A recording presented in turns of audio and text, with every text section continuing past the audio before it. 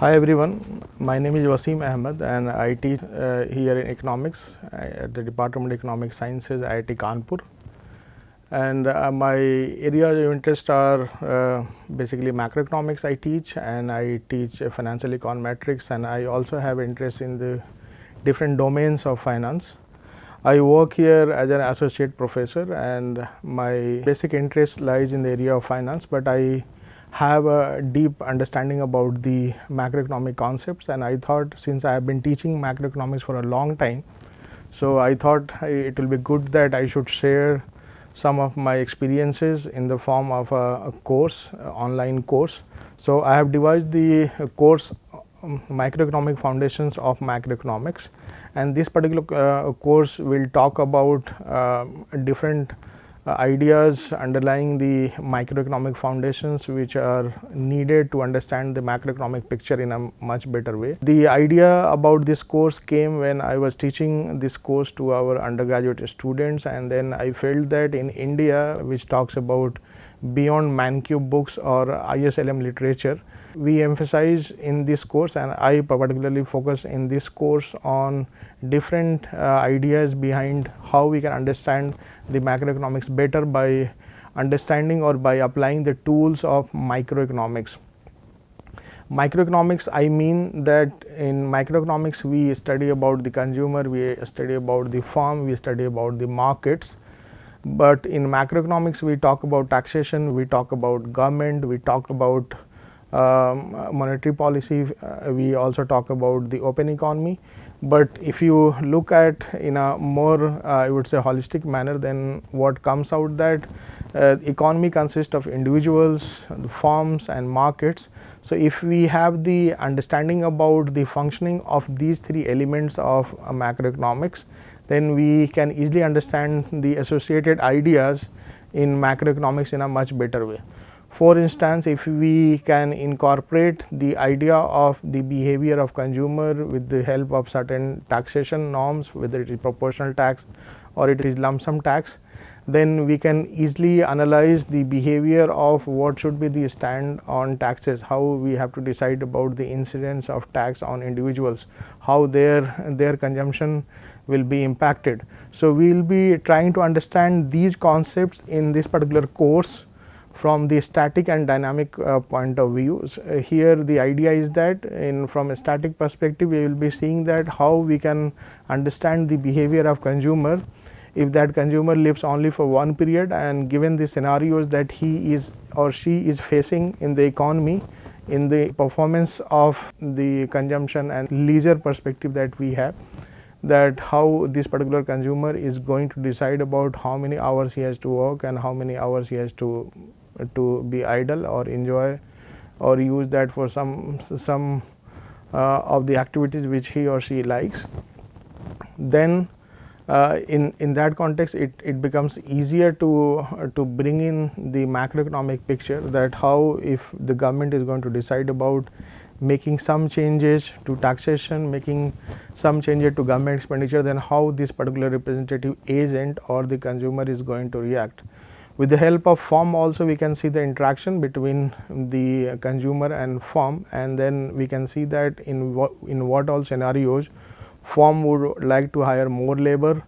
If the firm is going to use better technology, then how the representative agent or the consumer is going to react or the labor is going to react.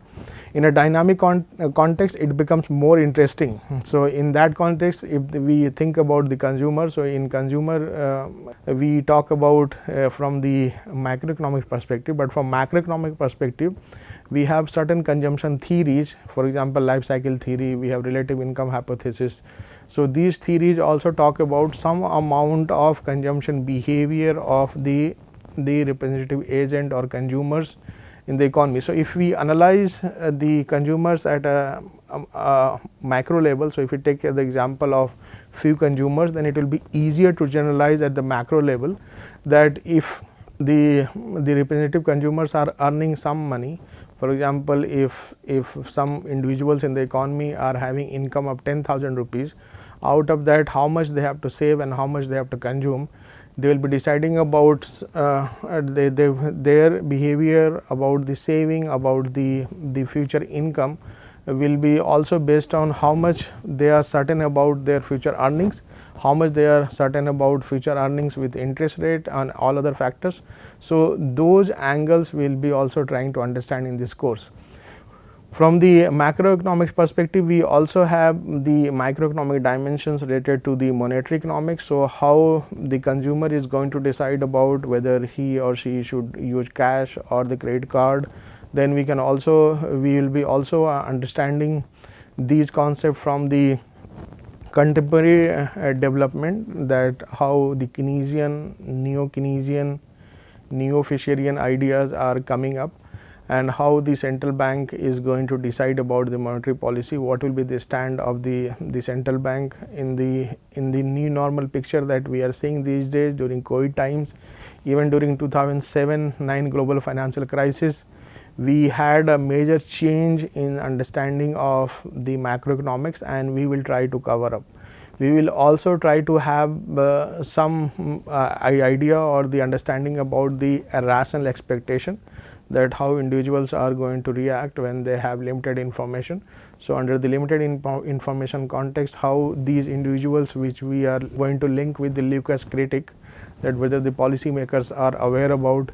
the sentiment of the individuals, those angles will also be covered. Towards the end, we will cover the open economy dynamics with the help of the microeconomic foundations, what I just mentioned about the role of consumer, firm, and also the trade agreements that the countries are having. So, in that situation, in that environment, how the trade is going to take place. So, the course will be extremely useful for the undergraduate students, senior undergraduate students,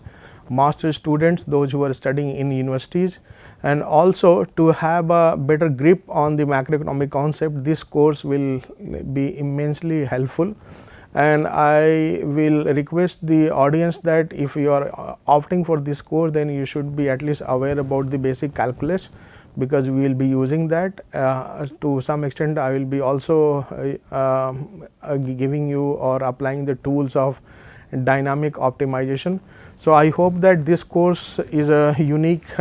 course on NPTEL, especially on macroeconomics. So, if you are going to be economist and if you want to analyze both static and dynamic understanding about the macroeconomics beyond ISL